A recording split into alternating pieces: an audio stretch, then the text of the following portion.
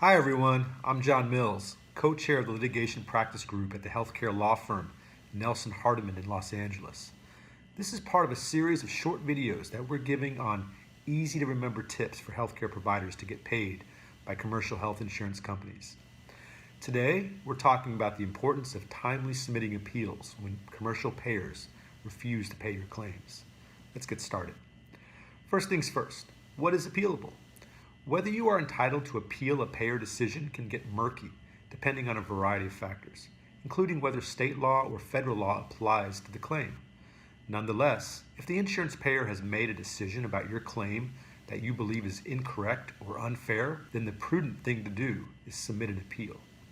This would include the insurance not paying for your services, underpaying for your services, or requesting a refund from you for allegedly overpaying your services. Now, let's go over some simple steps for the appeal itself. Number one, the appeal should always be in writing.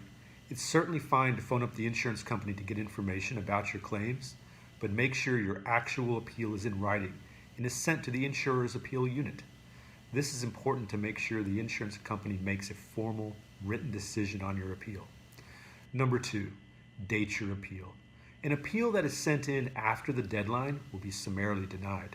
So, dating your appeal letter can provide evidence of timeliness. Number three, make sure your appeal letter includes all the information needed to identify the claims that are being appealed. This includes the patient's identity, the patient's insurance policy number, the dates of service, a claim number if you have one, and, of course, the identity of the provider. If your appeal addresses multiple claims, then include a spreadsheet with your appeal letter that contains all this information. Number four, clearly explain your reasons for appealing. For example, if the claim was denied for lack of medical necessity, then you should provide a detailed explanation of why your services were medically necessary and support your argument with documentation from the medical record. In my experience, a well-crafted appeal letter supported with documentation has the best chance of getting a close, careful review. Number five, include a request for copies of the documentation that supports the payer's decision, such as a copy of the insurance policy itself and any relevant internal payer guidelines. The more information you have, the better position you and your legal counsel will be in to decide whether or not to further challenge the payer. Also, if your request for documents is supported with a signed form by the patient designating you as the patient's authorized representative, the payer could be on the hook for statutory penalties if it fails to timely produce the required documents.